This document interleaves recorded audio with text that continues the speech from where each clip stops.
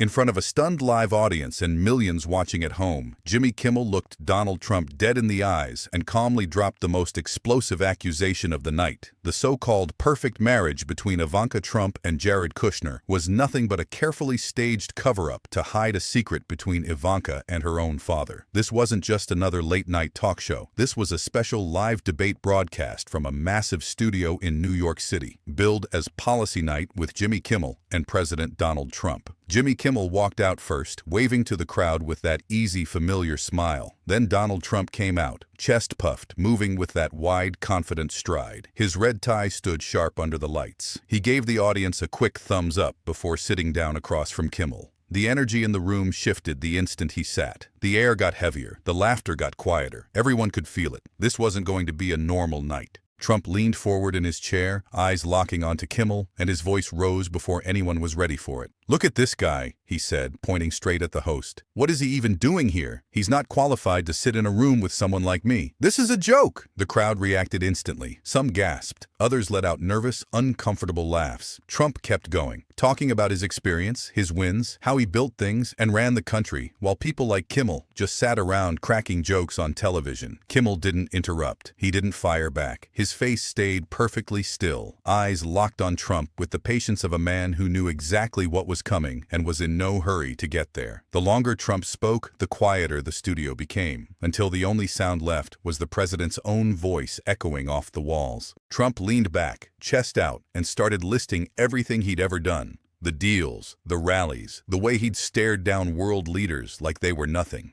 "I've been in the room where it happens," he said, voice booming. "I know power. I know how to win. This guy," he jerked a thumb toward Kimmel, "he knows how to read a teleprompter and crack jokes. That's it." The audience split down the middle. Some clapped hard, feeding off Trump's energy. Others sat silent, eyes moving between the two men like spectators watching a fuse burn towards something they couldn't see yet. Trump kept going, louder, faster, filling every breath with another boast, making sure Kimmel never got a word in. For a full minute, the studio belonged entirely to him. Kimmel hadn't moved. His hands stayed folded. His expression stayed even. No smirk, no comeback, just calm, patient silence. The kind that starts as nothing and slowly becomes the loudest thing in the room. The longer it lasted, the heavier it got. The producers backstage were probably drowning in sweat, but Kimmel looked like a man with nowhere else to be and all the time in the world to get there. Trump finally paused to catch his breath, wiping his forehead with the back of his hand, still grinning like a man who had already claimed the trophy. That was the moment Kimmel had been waiting for. He leaned forward, just slightly, and his voice dropped low and steady, cutting through the studio like a blade drawn slowly from its sheath. "Donald," he said. The single word froze the room. "Let's talk about the truth inside your own family." Trump's smile collapsed. The confident mask cracked for the first time all night. Kimmel didn't raise his voice. He kept it calm, almost quiet, but every word landed with the force of a closed fist wrapped in velvet. "We've all seen the perfect image," Kimmel continued. "The strong daughter, the loyal son-in-law. But maybe it's time we stopped pretending." Trump opened his mouth to fire back, but Kimmel kept going before the first syllable could form. "Ivanka and Jared," he said, letting the names float in the air like smoke from a match that had just been struck. "The marriage everyone calls perfect." The studio went dead. No coughs, no whispers, no shifting in seats. Just absolute silence and the sound of an entire audience holding its breath. Trump stared across the stage, jaw clenched so tight the muscles in his neck stood out like cables. The cocky energy that had filled him moments ago had evaporated completely. Kimmel sat there looking utterly relaxed, but his eyes were razor-sharp. He didn't smile. He didn't joke. He spoke in that calm, measured tone that made every sentence feel like a document being read into evidence. "For years, the whole country has watched Ivanka and Jared and thought they were the perfect power couple," he said. "Married in 2009. Since that day, they've been everywhere together. Business meetings, White House events, campaign rallies, family photos, always smiling for the cameras, always looking like the ideal team. The kind of couple that makes other people say they've really got it all. That's the image America has seen for over 15 years. People in the audience were nodding quietly. They knew exactly what he was describing. Trump sat across from him, jaw still tight, eyes narrowed to slits, looking like a man waiting for the right moment to strike. Then Kimmel leaned forward. "But tonight," he said, "that perfect image is about to shatter." He raised his hand and the massive screen behind him lit up with a scanned email. The date showed 2017. The sender's name was clearly visible, Jared Kushner. "I have an email right here," Kimmel said, leaked from Jared's own account. His voice stayed calm, but the words hit the room like a hammer striking glass. "Let me read it to you exactly as it was written." The audience held their breath. Kimmel read slowly, clearly, giving every word its full weight. "This marriage is strategic. It protects us. It keeps questions away. We both know what it really is." The studio erupted with gasps. Several people covered their mouths. Others turned to the person next to them, whispering fast. The words hung in the air like smoke after an explosion. Trump's face changed in an instant. His eyes went wide, then dark with fury. "That's a lie!" he shouted, slamming his fist against the desk so hard the sound cracked through the studio. "That email is completely fake. You're desperate, Kimmel. This is fake news at its worst." Kimmel didn't raise his voice. He simply looked straight at Trump and continued in the same even tone. "Donald, we've already verified the server records and the timestamps. This email is real, and it says exactly what Jared wrote. The marriage is strategic. It's there to protect something." Trump tried to interrupt, leaning forward aggressively. "You have no right." But Kimmel kept going, without missing a beat, his voice slicing cleanly through Trump's words. "What if the marriage isn't real at all? What if it's just a show they've been putting on for the cameras? A convenient story so nobody looks too closely at what's really happening inside your family?" The tension was suffocating now. The audience sat frozen, hanging on every syllable. Trump's hands were clenched into fists on the desk. His breathing had grown heavier, rougher, like a man trying to hold back a flood. Kimmel paused for half a second. Then he delivered the line that pushed everything over the edge. "If that marriage isn't real," he said slowly, "then it's hiding something much bigger, something dangerous." He looked directly into Trump's eyes. "It's a cover-up." The moment those words left Kimmel's mouth, Trump detonated. He slammed his open palm down on the wooden desk with a crack that echoed through the studio like a gunshot. The audience jumped in their seats. Several people gasped out loud. "You're done, Kimmel!" Trump roared, pointing his finger straight across the stage. His face had turned bright red, veins standing out on his forehead like wires under the skin. "This is total garbage. Lies. Disgusting lies about my family. You should be ashamed of yourself." Kimmel leaned forward again. His face stayed calm, but his eyes were locked on Trump with the cold focus of a man who wasn't afraid of anything coming his way. "Let me make this very clear, Donald," Kimmel said, his voice low and steady enough for every person in the studio to hear. "The marriage between Ivanka and Jared isn't real. It never was. It's a cover, a carefully built shield to hide something much worse." He paused. "An affair between Ivanka Trump and her own father, Donald Trump." A wave of shocked gasps swept across the audience like a physical force. Several people covered their mouths. One woman in the front row actually stood up before sitting back down hard. The studio felt like it had been struck by lightning. Nobody had expected the words to come out that directly. Kimmel didn't stop. He kept his tone even, like a man reading facts from a file. "For years, you've told the public how beautiful and special Ivanka is. You've praised her looks, her body, her intelligence. And now we know why that marriage had to exist. To stop people from asking the real questions about what was really going on between the two of you."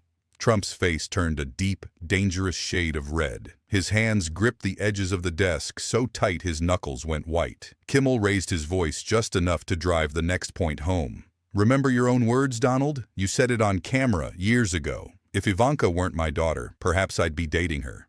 You called her voluptuous. You talked about her body like she was a woman you were attracted to, not your own child." He paused.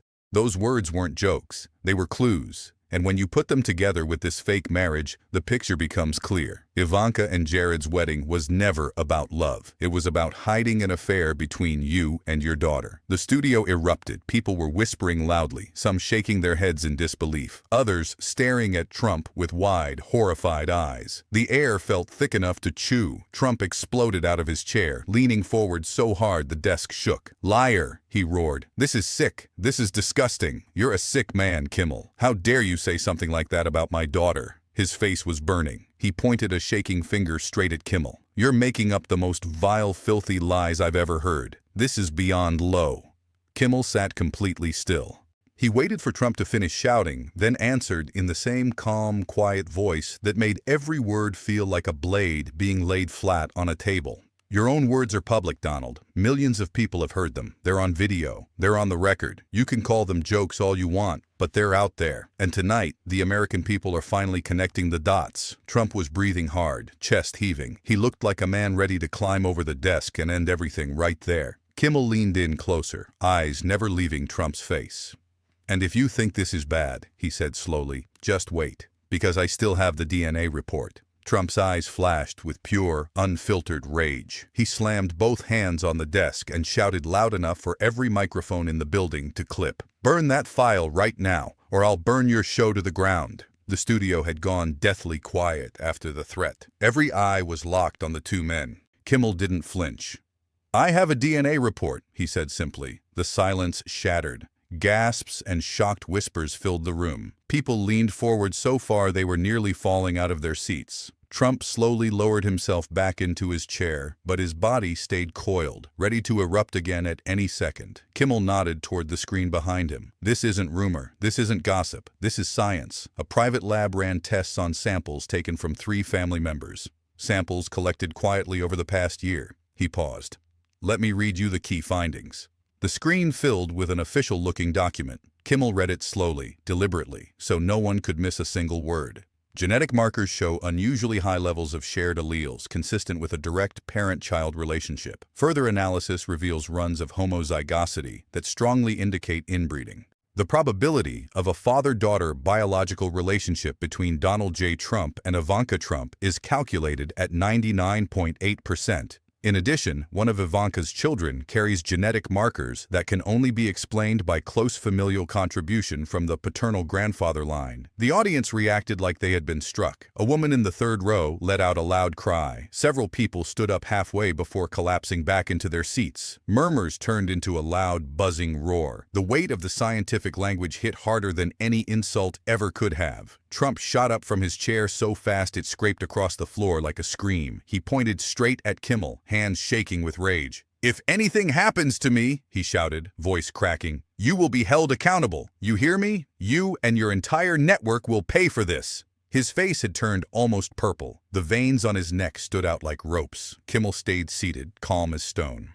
He looked Trump dead in the eyes and answered in a voice so cold it frosted the air between them. "If anything happens to me, Donald," he said slowly, "the full DNA report goes public instantly. Every major news outlet already has a sealed copy. One phone call from me, and it's everywhere. Raw data, lab notes, everything. So think very carefully before you make any more threats." The studio fell into a stunned, breathless hush. Trump stood there breathing hard, staring at Kimmel like he was seeing a ghost. For the first time all night, he looked truly, completely cornered. Kimmel didn't give him time to recover. He reached under the desk and pressed a button. The screen switched to an audio file. A short clip began to play. The voice of a former White House aide, speaking in a nervous whisper. "I walked past the private study. I heard them. Trump said, 'No one can ever know how close we really are, baby.' Ivanka answered, 'Daddy, we have to be more careful.' Then it got quiet. Too quiet. I didn't stay to hear more. I was scared." The audio cut off. The studio exploded with noise. Gasps, shouts, people talking over each other in a chaos that sounded like the inside of a building that had just been hit by an earthquake. Trump's mouth opened, but nothing came out. His face had gone from red to a sick, washed-out pale. Kimmel turned back to Trump, eyes cold as winter steel. "That was recorded by one of your own former aides. He kept it as insurance. And now, the whole country just heard it."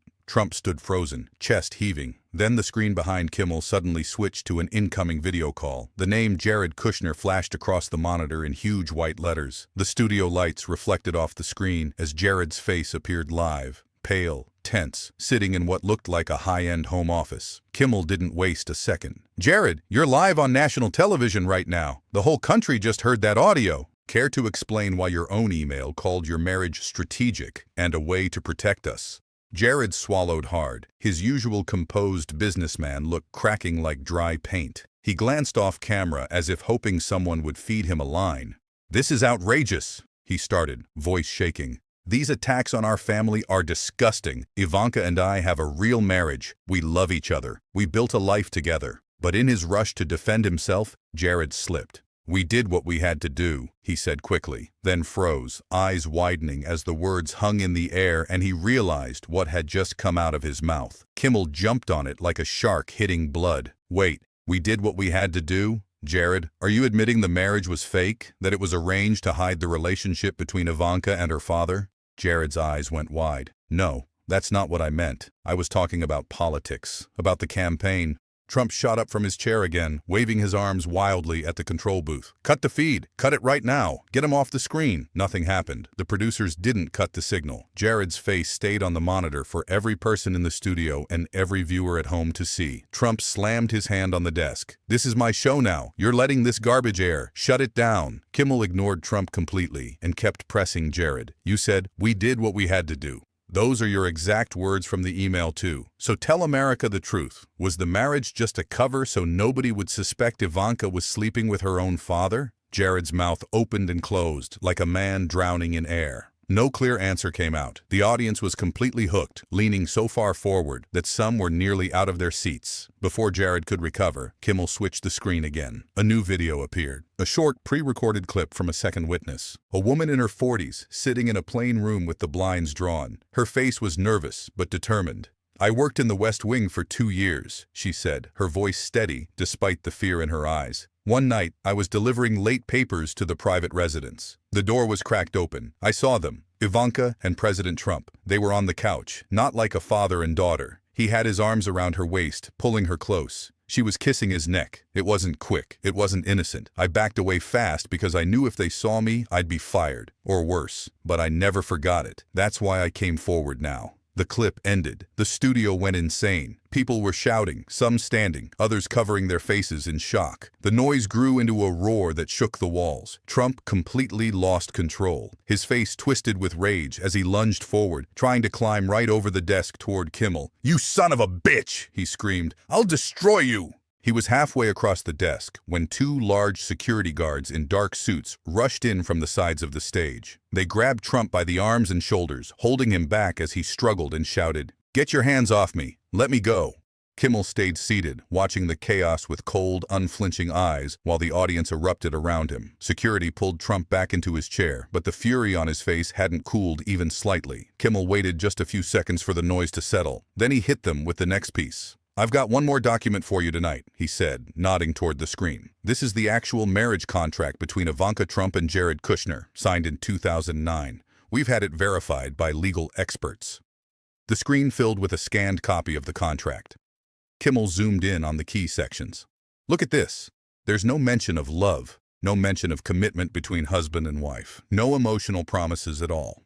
Instead, it's full of business clauses, asset protection, PR obligations, public appearance requirements, and strict confidentiality rules." He paused. "This isn't a marriage contract. This is a PR agreement designed to sell a story to the American people." Murmurs spread through the audience again. People shook their heads, whispering to each other. The fairy tale wedding everyone had seen on television suddenly looked like a stage set made of cardboard. Trump tried to fight back. He leaned forward, voice still loud, but starting to crack at the edges. "Ivanka is beautiful and brilliant," he shouted. "She's the smartest person I know. Of course I'm proud of her. Any father would be proud of a daughter like that. She's incredible." He stopped mid-sentence, realizing too late how his words sounded after everything that had already been said. The audience reacted with a mixture of gasps and deeply uncomfortable laughter. Trump had just called his own daughter beautiful and brilliant, right after the affair accusation, right after the eyewitness video, right after the DNA report. Every word made the hole deeper. Kimmel didn't let the moment pass. "You just proved my point, Donald. You talk about her like she's a woman you're attracted to, not just your daughter." He turned to the screen. "Now let's look at the timeline that shows exactly how this fake marriage worked."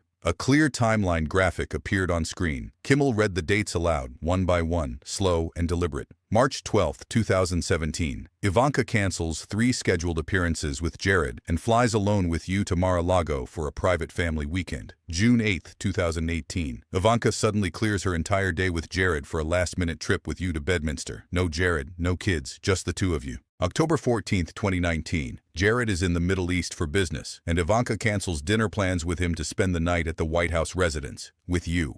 He looked up from the screen. "These aren't random coincidences. These are patterns. Over and over, Ivanka chose to be alone with you instead of her husband. Each date hit the room like a punch thrown in slow motion. The audience was stunned into silence. Trump's face had changed. The red anger was still there, but something new was showing beneath it. Real panic. His eyes darted around the studio like a trapped animal searching for an exit that doesn't exist. Kimmel kept his voice steady, staring straight at Trump. You can keep denying it. You can keep calling everything fake. But the contract, the emails, the DNA, the witnesses, and now this timeline, they all point to the same ugly truth. He paused, letting the weight of everything compress the air in the room. Then he asked the question everyone had been waiting for. Donald, did you ever cross that line with your own daughter? The question landed like a bomb dropped from a great height. Trump froze in his chair. His mouth opened slightly, but no words came. His hands trembled on the desk. The entire studio held its breath, every pair of lungs locked, every pair of eyes fixed on the man sitting under the brightest lights in the country. The silence lasted an eternity compressed into seconds. Trump sat there, face pale, forehead shining with sweat. Then something inside him broke completely. She's the only one who truly understands me, he burst out, his voice cracking with raw, unguarded emotion. Ivanka gets me like nobody else ever has. She knows what I need. She knows how I think.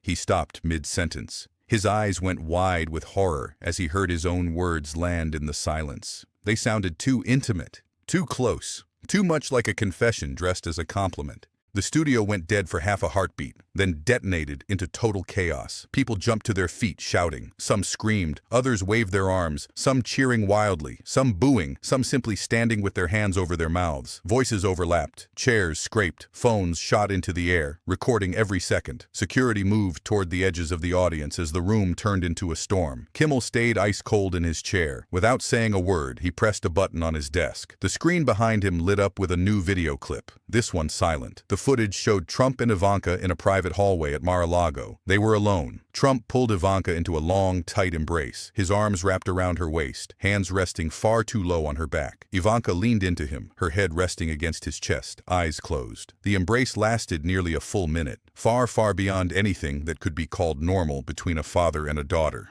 They didn't pull apart quickly. They held each other like two people who didn't want to let go. The silent video played on a loop. The audience lost whatever composure remained. Some screamed, others covered their eyes. The roar filled the entire studio like a living thing. Trump couldn't take it anymore. He shoved his chair back and stood, heading straight for the side exit. "I'm done with this garbage," he yelled, his voice breaking. "This show is over." But Kimmel's voice cut through the chaos, calm and sharp as a scalpel.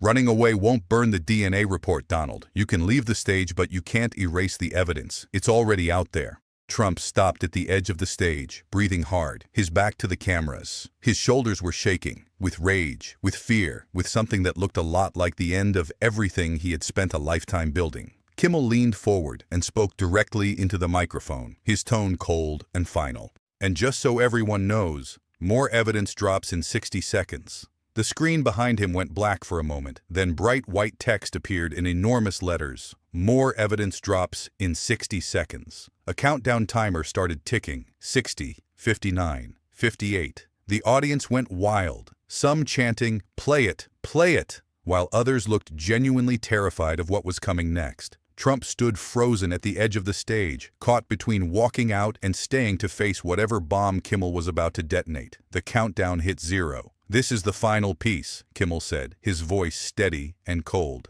"The most detailed section of the DNA report. Pay close attention." The document filled the entire screen, key sections highlighted in bright yellow. Kimmel read it aloud, slowly, clearly, so that no one on earth could miss a single word. Conclusion. The child of Ivanka Trump carries multiple rare genetic markers that can only be explained by a direct contribution from Donald J. Trump as the biological father. Standard grandparent markers do not match. The probability of paternity between Donald Trump and Ivanka's child is 99.97%. This level of genetic overlap is consistent with a father-daughter relationship producing offspring. In simple terms, the test shows that Ivanka's child is also Donald Trump's biological child. The studio didn't just erupt, it came apart. Screams, shouts, and cries filled the air from every direction. People jumped out of their seats. Some were crying, others were yelling. The chaos was absolute. Phones were held high everywhere, recording the moment the Trump family's darkest secret was laid bare in front of the entire country. Trump collapsed back into his chair like a man whose strings had been cut. All the fight drained out of him at once. His shoulders slumped.